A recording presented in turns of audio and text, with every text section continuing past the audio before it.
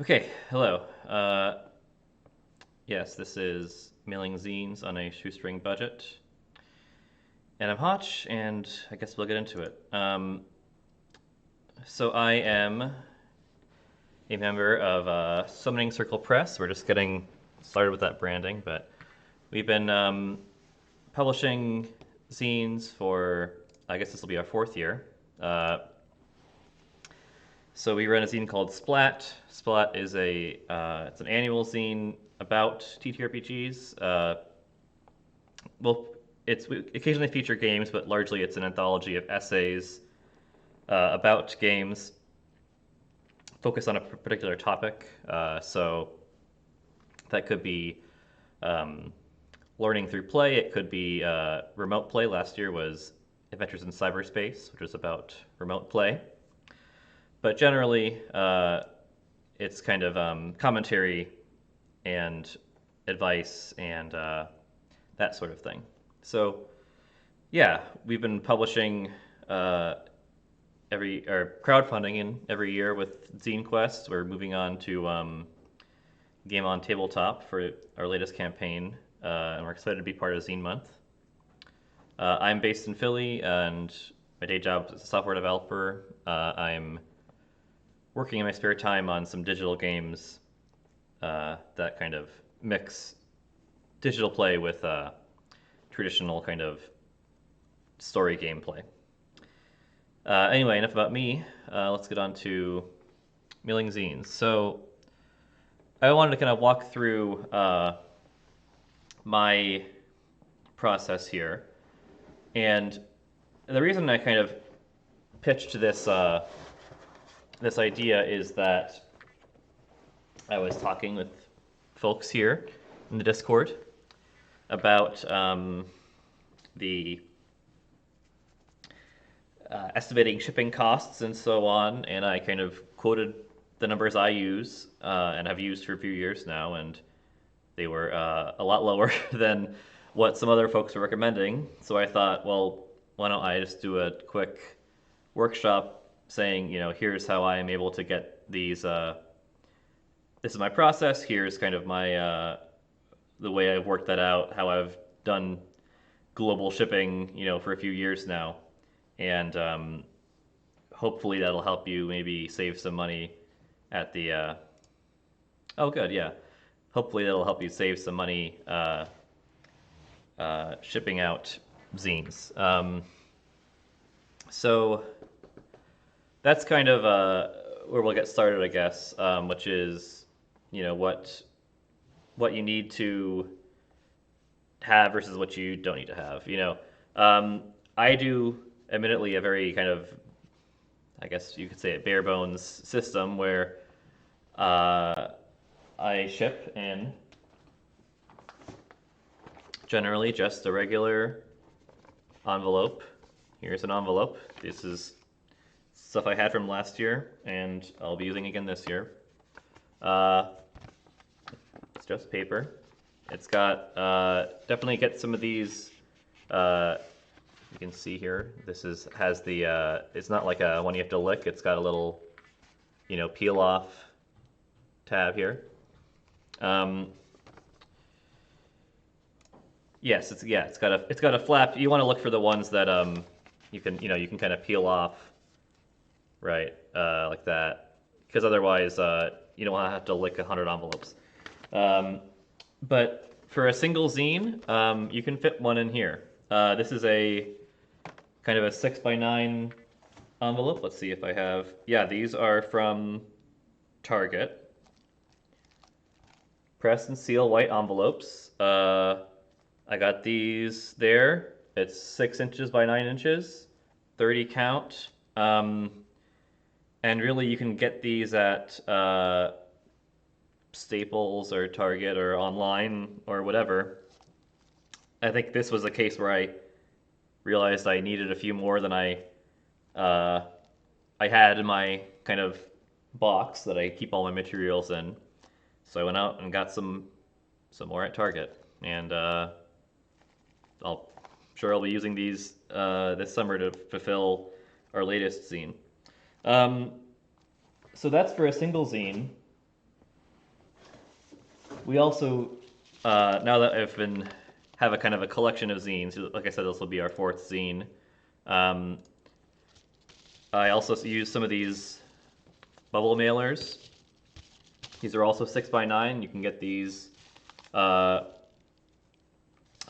I've gotten them at Staples before. Same idea. It's got this, strip you can kind of rip off to unseal it. Inside, you've got some kind of bubble wrap.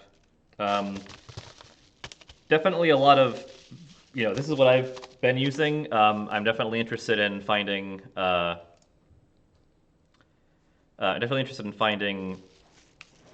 more environmentally friendly alternatives to something like this. The zines I ship they're half U.S. letter, which means they are 8.5 tall by 5.5 wide. So I've got here some issues of the zine to demonstrate. Yeah, here are some zines. So let's take our issue of Splat here, and we've got our 5.5 by 8.5 zine. We've got our 6x9 envelope, and I am just going to, let's see if I can do this for the camera here. I'm just going to kind of stick that in there. It definitely is a bit of a tight fit. But yeah, we can just kind of slide this in.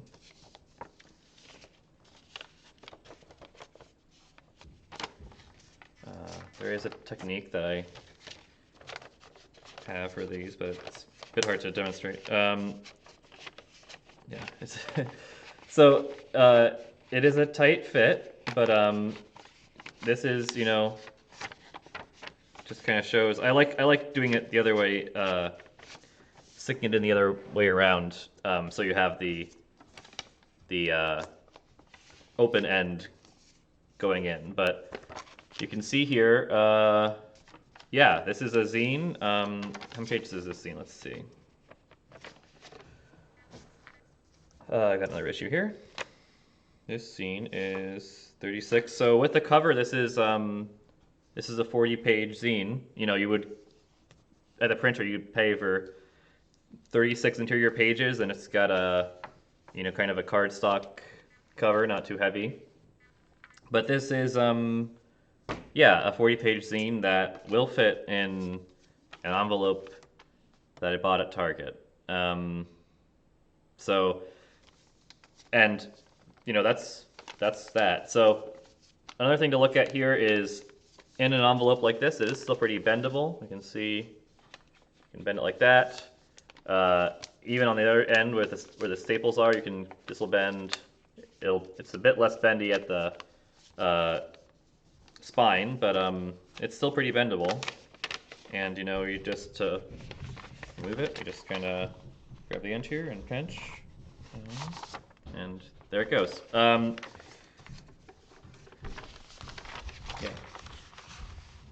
It goes in better if you have the this end, the spine out.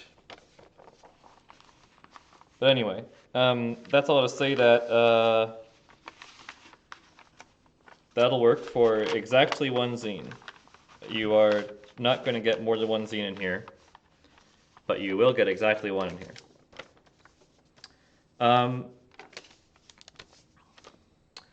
So what are the pros and cons? The pros are that, as you might imagine, this is considered by the post office, the U.S., at least the U.S. post office, to be a letter. Is it the 40 pages the biggest I've mailed this way? I think we haven't had a zine bigger than 40 pages. I'm not sure. I think Splat number 1 is our largest zine. Let's see, Splat 2, the page count is, yeah, Splat 2 this is a 36 page, and I think skill points, which is our first zine. I think that was less than 40.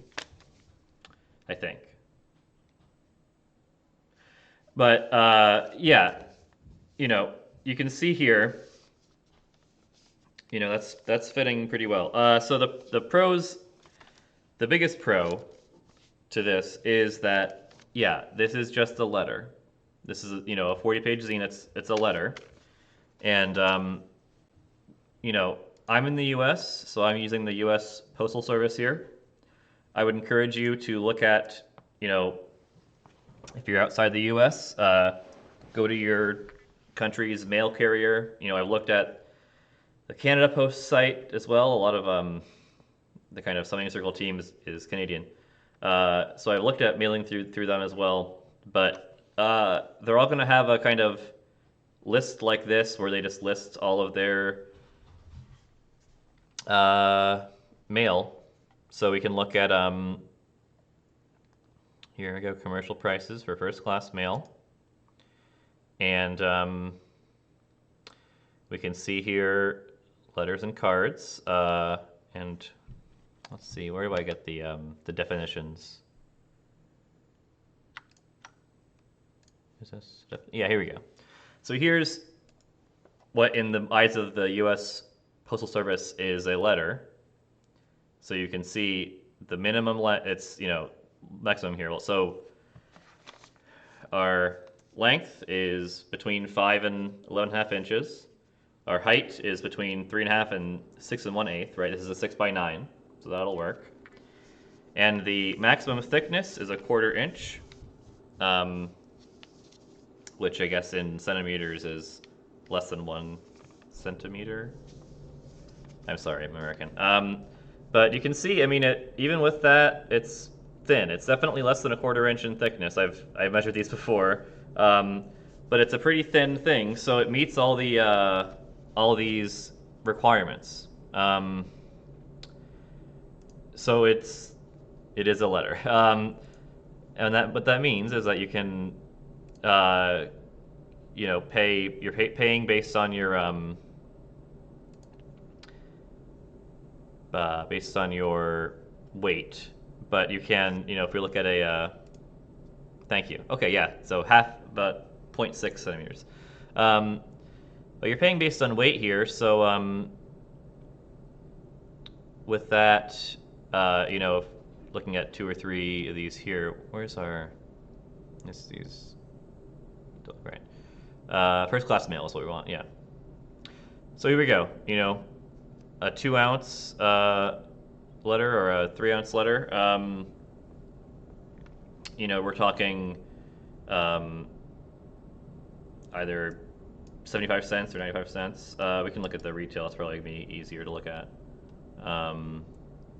Retail prices, first class mail. Yeah, here we go.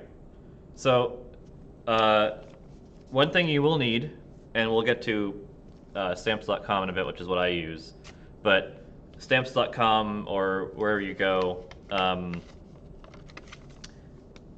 you'll want to get a postal scale. I know stamps.com will send you one, but you just want to weigh your zine, and it can be tough to know how much they weigh. I mean, I'll tell you that my zines normally weigh 2 or 3 ounces, but even if you're looking at 3 ounces here, that's, you know, less than $1. That's 98 cents, and you can generally get less. This is retail prices. You can generally get a bit less going through a website like Pirate Ship or stamps.com or that kind of thing.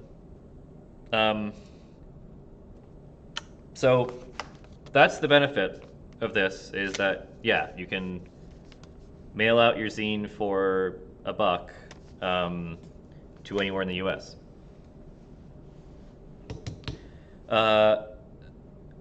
Before we move on, I mean, let's hit the downsides. The downsides are this. Well, it's an envelope. It's not, you know, a box or or something like that, which means that, you know, you can get your. It's going to be more vulnerable to the elements, to that sort of thing than say a sealed box would be, or something like that.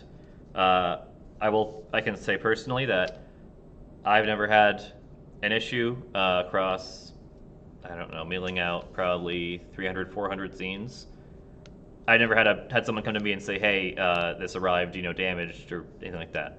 Um, you know, a letter is how most mail goes, and most mail that gets to your house is fine. But it is a concern. It is a concern to have, and there's definitely things you can do. You could get different kinds of envelopes. You could say get a kind of a. I know people in the Discord here have been talking about getting a plastic like comic book kind of protector, just like a little plastic bag you could put it in. That could work. Imagine like like a trading card sleeve, but it's for a zine. Those are things you could use to mitigate that. I am interested in doing that. I have not done that in the past. So that's the downside. But the upside is, it's this. It's going to cost you 80 cents to $1 to ship things. Yeah, exactly. Yeah, right. So that's another thing to consider. Is Canada says photo mailer, which is more or less flat, hardish cardboard envelope, but is rather expensive here. So that's another thing that's worth noting, because if we look over here, I don't know if they're gonna say this. Okay. Yeah. So the other thing, if you want to ship multiple zines, if you are shipping a very, large or thick zine that's more than a quarter inch, that kind of thing, what you can do is pay this flat rate, large envelope rate.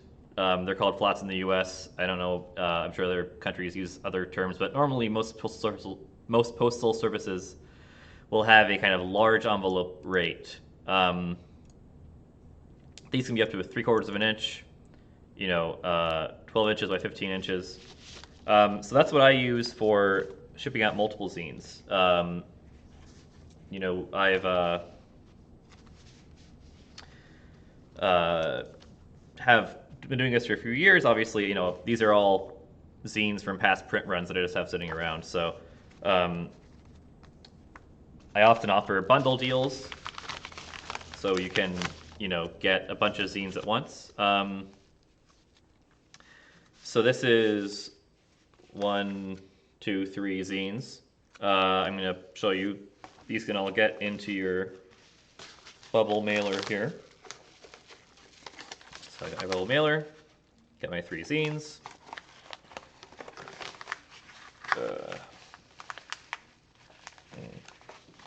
Sometimes you want to put them in one at a time. You can definitely do, let's show 2 first. 2 will go in pretty easily like this.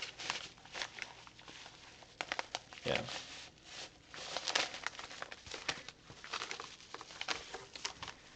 And then this third one, you can get in there.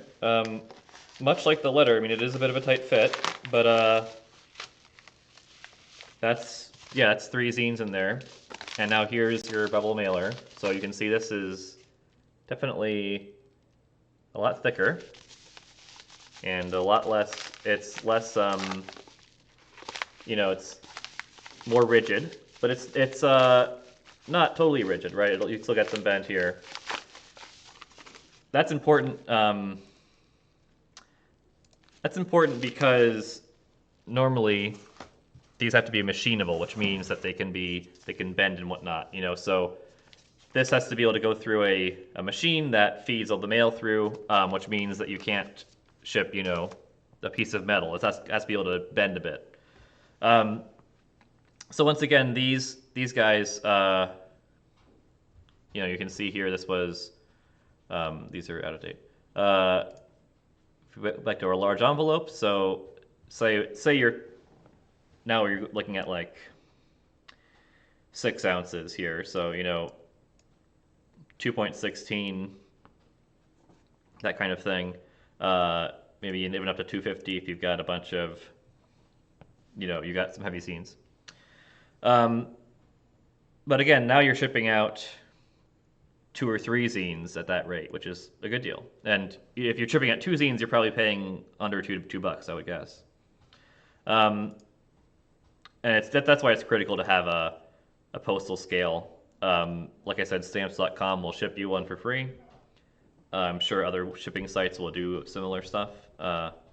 But that's the benefit there.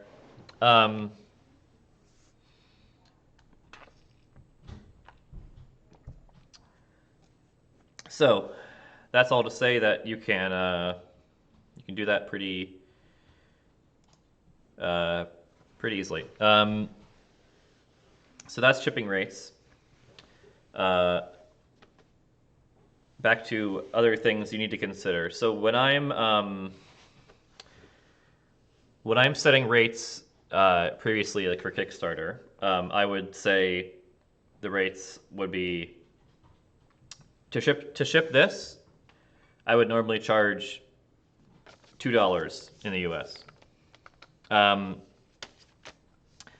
So that's about $1. I'm expecting to pay about $1 for shipping, and I'm expecting to pay the other. I'm leaving another $1 for everything else. So that includes the cost of these envelopes. Or for example, I'm looking at $3, I think is what I use, yeah, for shipping one of these guys, which are the large envelopes. So once again, that includes the cost of these bubble mailers. It also includes the cost of these shipping labels. So these are just Avery labels. Again, you can get them from Staples or wherever. And you can see, here's one that's only half used. So you can see here, just kind of peels off like that. And that's something you can print onto and drop on. So that's another thing that is important for this process is you're going to want a printer, and you're going to want a printer that can print not just onto regular size paper, but is able to print onto smaller sized paper. My printer, the paper tray, you can adjust it so I can kind of make it like an envelope size. If you don't have those, these are your standard kind of letter size, so you should be fine there. But if you can print onto an envelope, it will be very useful because this is just, like I said, white paper. You can use other colors as long as it's readable, but you can print onto these. It's just a regular envelope, so you can put these through your printer, and if you use an online shipping service to get all your labels, all your postage, you just print right onto the envelope, you stuff the zine in the envelope, and now you've got everything taken care of. It's in the envelope, all the postage is just going to be printed right on here. And that's kind of all you need. So I like to budget some more to leave room for material costs as well as fees. You got to look at your payment processing fees and so forth through if you're using Kickstarter, if you're using Game on Tabletop, Game Found, whatever you're using. Make sure to look at that. Because you might have to do that. But yeah, that's definitely definitely the way to go if you're doing anything bigger than an envelope. Like I can't print onto this big old bubble mailer. So what I do for these is I stuff them in the envelope, and then I print onto these labels, these regular Avery labels, and then I just peel it off and put it right on the side here, and that's good to go. So my costs for mailing out these bigger mailers, the cost is the postage plus the cost of the bubble mailer plus the cost of the labels. For the envelopes, I don't need a label. But if you choose, you can definitely print onto labels for everything and just put a label on here. That's kind of the, if you can definitely do that, and that's definitely fine if you can't print onto the envelopes, which I will say can be tricky to get configured. One thing you'll want to do is definitely budget for some more materials than you need, because you can definitely mess it up. But it's definitely a cost savings. So that's what I'd look at is, if you know your size, your run roughly, you think you're going to send out 100 zines, say, look at, well, how much does it cost to get 100 envelopes or 100 mailers or 100 shipping labels, all that stuff. And how much per pledge is my platform or my payment processor going to take out? Because if you're charging $10, $15, you've got to know what you're paying, how much of that you're actually getting after your Kickstarter fees or other platform fees, after payment processor fees, that kind of thing. Yeah, exactly. Yeah, bulk prices kick in the bigger amount one mails. Right, exactly. But this is how I would go through estimating all these costs. So that being said, let's hit on these things, and then I'll hit on international shipping before we end. So, printing your own labels. I use stamps.com here.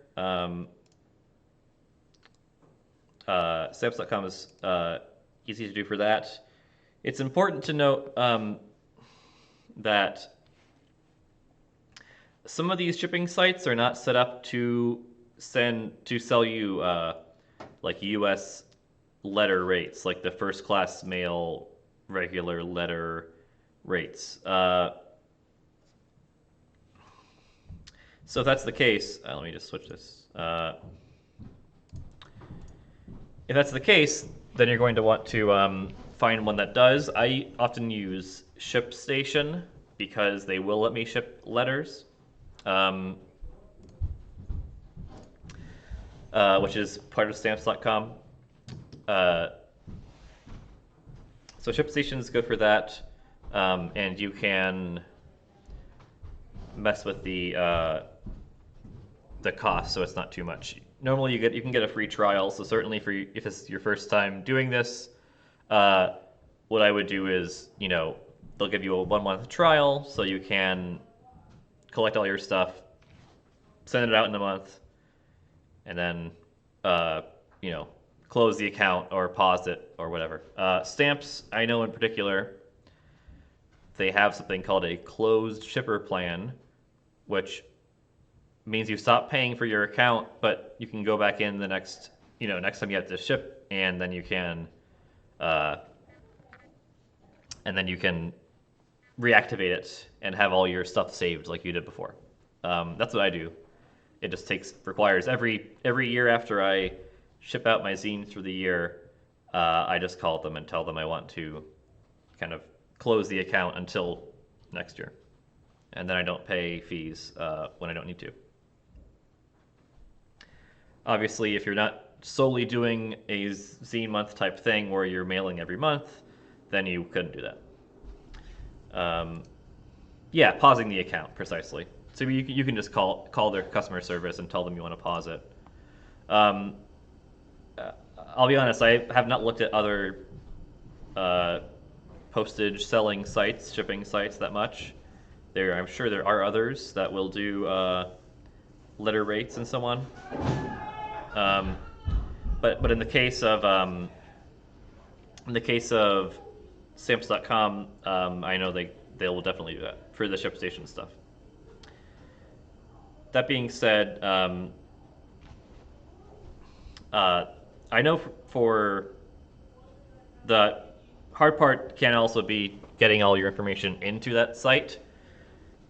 So I can only speak to Kickstarter here because I haven't yet run a campaign elsewhere. Kickstarter lets you export all of your backers' address data that they give you in the surveys into like a stamps.com formatted document. So you can just import it all into all of that into there that way. There's a couple of tricks to get that right, but that's the way I do it at least. What else we got? Yes. Is the proprietary format? It's just a CSV, a comma separated values format. So I imagine all that is just it just Kickstarter will do the work of like getting the data the way that Stamps expects it. But if you are using a different site, you might just have to move things. Yes, yeah, you have to move things around. But any Office app, Excel, LibreOffice, etc., can read that data. So if you have to, mess with it to make it work with Pirate Ship or other shipping sites, that's easy enough to do. And I'll certainly be around in the Discord if anyone has questions about that once it gets to shipping time. Yeah, so that's really the you don't have to worry about, oh, I have 200 backers. How am I going to manually enter all this shipping information? No, I mean any platform that's collecting that is going to let you export it in some kind of CSV-like format, and then all these shipping sites will accept that. So you might have to do some, messing with it, but you can get it imported, which is great. But on that note, it's important to know whenever you're dealing with shipping things yourself, you've got to, creative formatting. Whenever you're dealing with shipping things yourself, you got to be careful about protecting your backers' privacy, your customers' privacy, because they are giving you their addresses, their mailing addresses, oftentimes their full names, all that kind of stuff, and you want to be careful with that. So once you use that info to ship to them, I would delete it. For example, if you're what I do for getting all these shipping labels, normally at the end of that process, you will pay the shipping site, and they will give you like a PDF file that has all the shipping labels on it for you to print out. Do not keep that just sitting around, because that has all of your customers' full addresses on it. That is not something you want to let get into the wrong hands, and that's not good for your backers either, for your customers either. So be careful with that. That's something you just need to be aware of, is that doing shipping involves sending things to people's physical locations, and that's not something that most people want out there on the internet. So you just have to be careful with that. Do you delete this file immediately after? Do you delete this file immediately after your ship, or is it okay to keep it for say a week? Yeah, I would say it's worth. I think how Kickstarter handles it, which I think in this case their policy makes sense. Kickstarter, I think how they do it is a year after you get the surveys back, they delete all that data off of their site. I think that you could that would be the most I would keep it. I would say, um, it's worth probably waiting a few weeks after you mail everything out. It's worth waiting a few weeks because if say some mail gets returned, like let's say they enter their address wrong, so then a week or two later it comes back to you in the mail. You've got to send it to a new address, or it gets lost in the mail, it gets damaged. You do want to be able to make that right. So I would say, you know, uh, yeah, for a month maybe. Um, but you don't want to keep what I'm. It's the length of retention time is less important than knowing that you need to have a limited period. You don't want these things sitting around on your hard drive, and then you accidentally come upon 300 full addresses and full names of people that you just forgot to delete. That's not what you want to do. So you want to make sure to clean these things up. In some cases that is in like complying with European Union regulations. That I imagine that's probably a crime. Don't take my word on that. But yeah, you don't want to just have that sitting around. So that's just something to be aware of because just something that I ran into doing this is I realized, now I just downloaded this file and I want to get rid of that as soon as possible. Um, okay, last thing I'll touch on before questions is clarifying how to do this kind of globally. So once again, I'm talking about U.S. postage. That's where I ship from. That's where I live.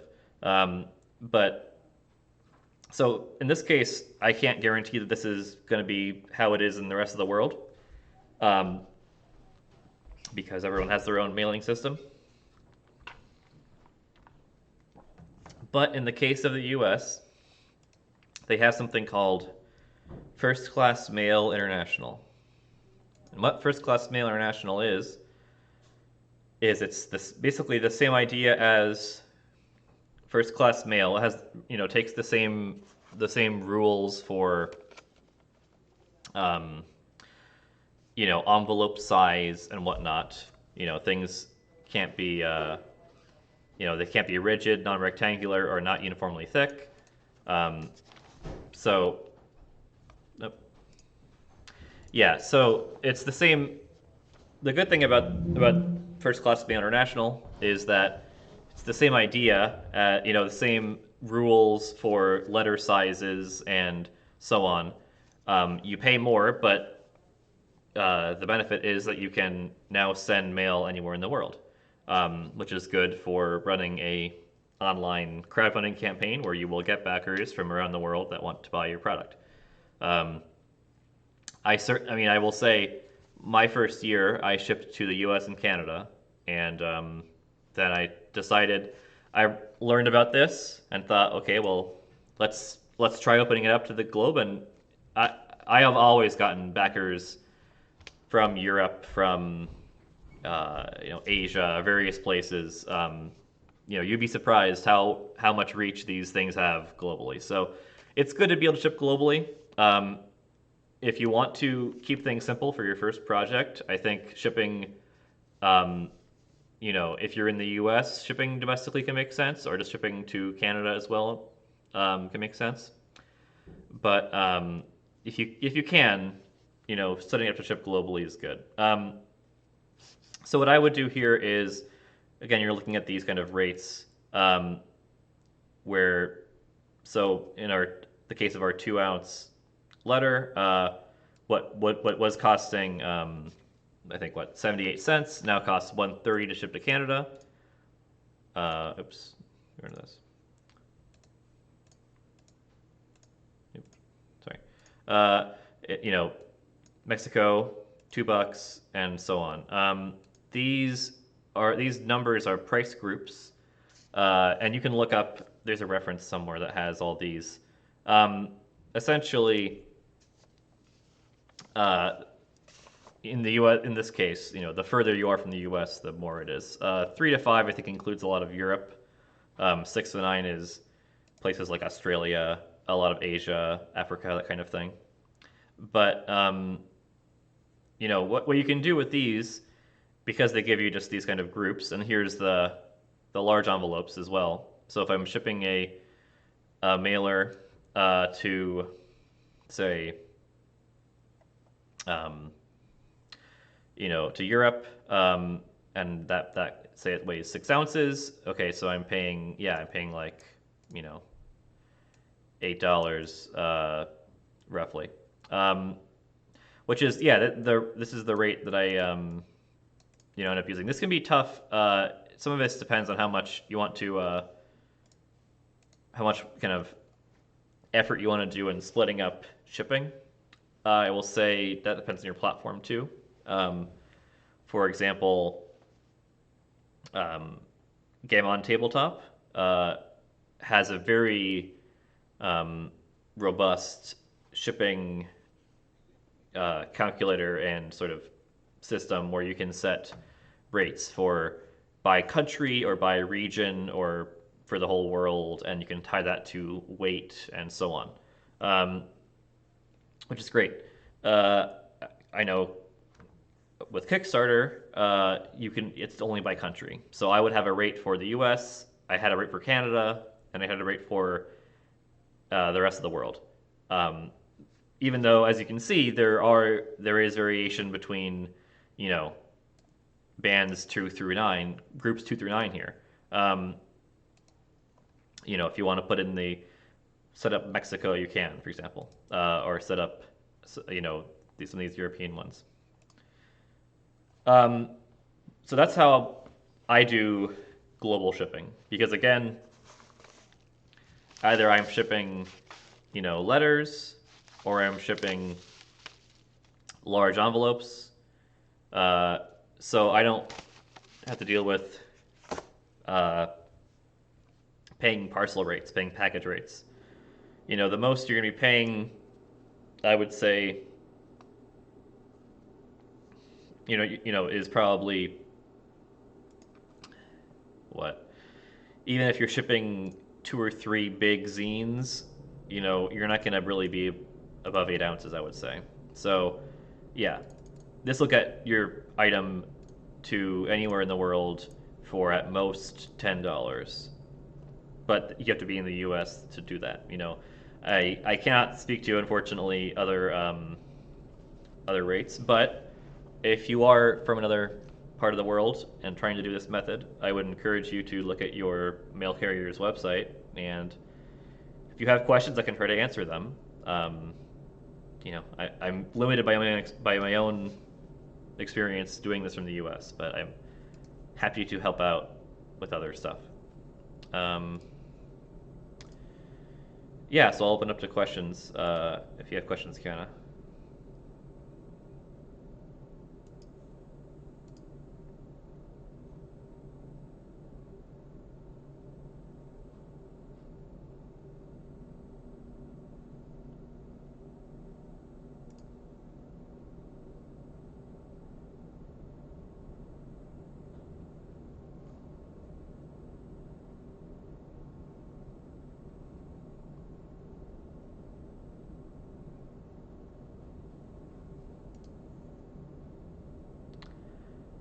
Okay, number 1.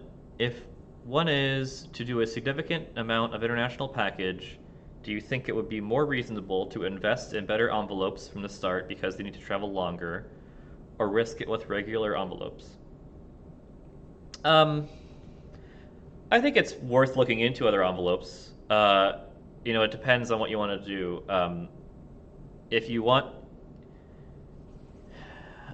I think the question if I was looking at envelopes, the questions I would have would be, number 1, how thick are they? Can I use them to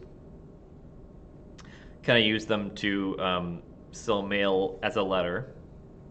Number 2, can I print on them? Number 3, are they easy to stuff and seal? And if if they, so for that's what I look at, which that's what's led to me to kind of these just these paper envelopes. But if I can find something that does that and is more protective, then I would definitely go for that. Um, but and I think it's reasonable to look at any risks of travel costs, but I personally haven't had issues, but that doesn't mean that you won't. And I'm coming from, the U.S. I can't speak to, I haven't had issues shipping internationally, but I can't speak to the standards of everywhere in the world. I don't think that our system's that great, but I haven't had an issue yet. So, um, yeah, I guess my opinion's that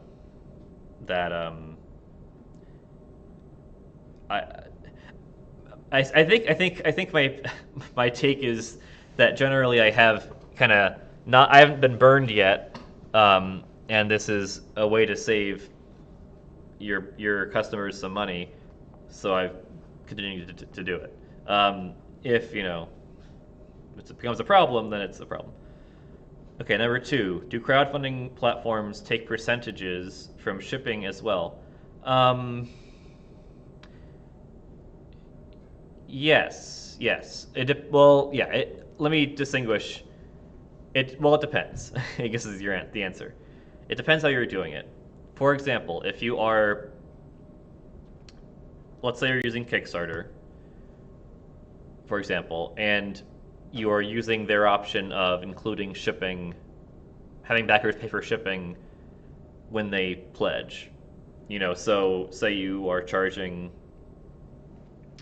So last year when I did this, the backer pledges $10 for a print copy of the zine, and then they go to pick their shipping. So they say, okay, I am in Canada, so I'm going to add $3. That's how much I charge to ship there.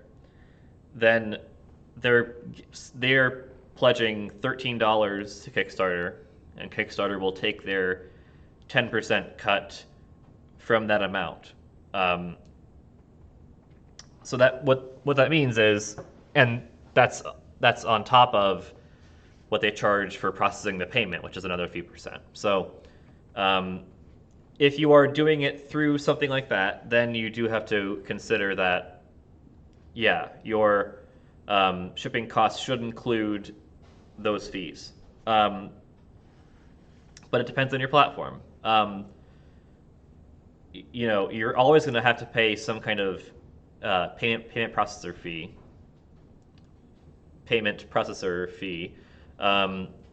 because that's generally how this works. But for example, I know you can run through BackerKit or some other pledge manager, and if you have backers pay through that, then you would avoid having to pay costs or having to pay fees to Kickstarter on your shipping. I will say some platforms have less fees. We're moving to Game on Tabletop, and they only charge a 5% fee on top of the 2% ish for your payment processor. So we're going to save some money on shipping and everything on that, which is great. So that's something to factor in. But yeah, so now that will affect my accounting when I'm estimating shipping for this upcoming launch in a few weeks that we're doing.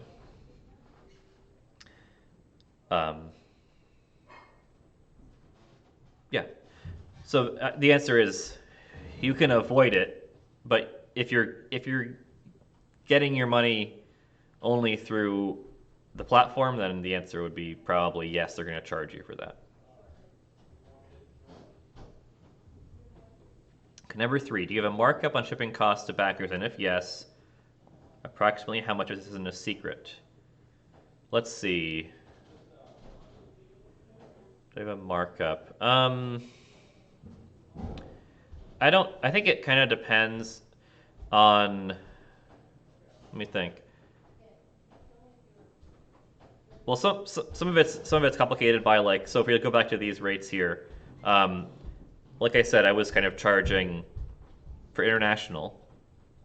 I was using the same rate for a lot of places. So as I recall, last year shipping some of these like to the EU, I think we were basically doing that at cost, if not less. We might have lost a few cents when you factor in how much we paying for envelopes and labels and so on.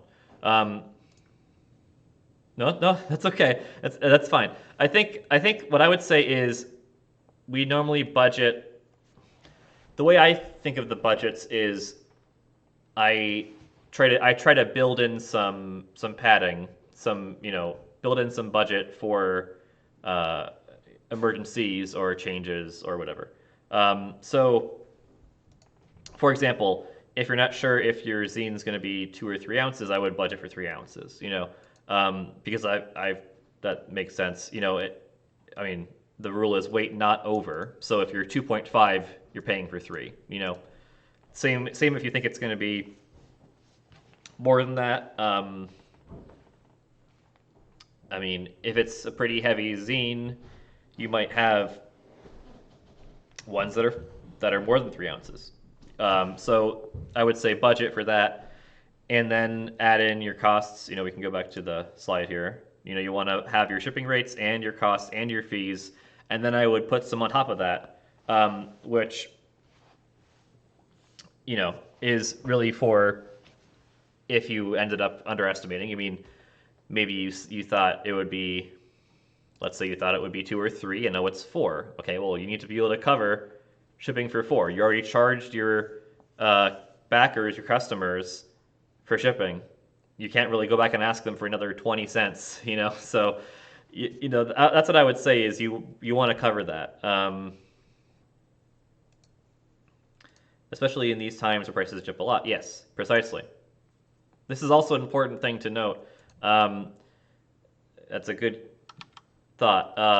It's here. I'm looking at this effective January 9th, 2022. I can say that the U.S. Postal Service is generally pretty good at putting out notices that okay, here are price changes and they will come into effect at this date. I don't know if that's true for everywhere in the world, but you want to be careful that you know your timeline. I'll say for us, we we do the crowdfunding at the beginning, before we get our pieces in and all that. I'll be shipping out zines in June, probably. Likely June is our target. So if not July. So I'm making shipping rates now for something I'm going to do in 6 months. So that's another risk you have to factor in. The rates could go up. Certainly, now more than ever when a lot of prices are going up. So I would say I wouldn't. I guess I don't look at it as I'm taking a cut or taking markup or whatever. I just try to when I say I charge I just showed you I'm probably paying about $1 in shipping, in just shipping for the U.S. I charge $2. Some of that goes into the envelopes and whatnot, but I definitely don't pay a full $2 just in shipping costs. So yeah, some of that I guess you could call markup. But I normally look at it as I don't want to be out $50, $100 because I way lowballed on shipping rates. So I try to add in some padding there so you don't you know have to mess things up.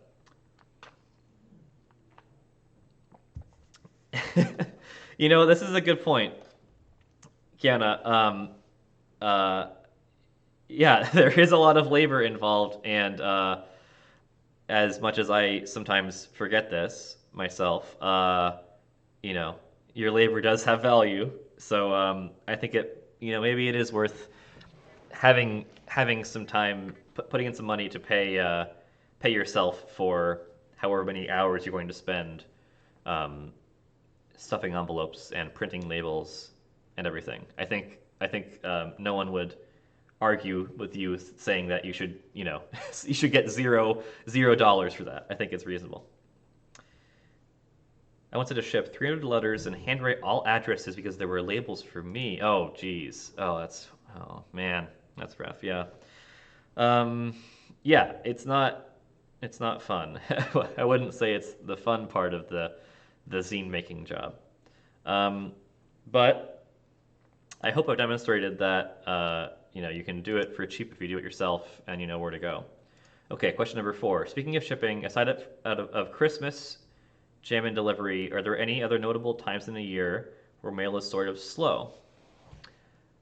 I don't, not that I know of, but I will say that I exclusively ship in the summertime because this is an annual zine. We have at this point a pretty set schedule.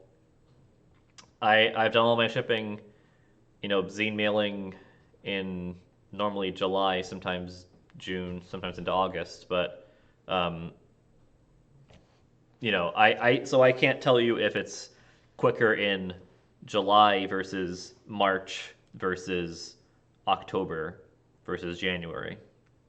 Uh, I don't know of anything. I would say definitely November into especially all of December, things are backed up. Uh, but yeah, I think that's about it. I mean, and that depends on your country too. I imagine that's different in different parts of the country. Certainly, if you're trying to import things, like I would not try to ship things into or out of China around the Lunar New Year, for example. Um,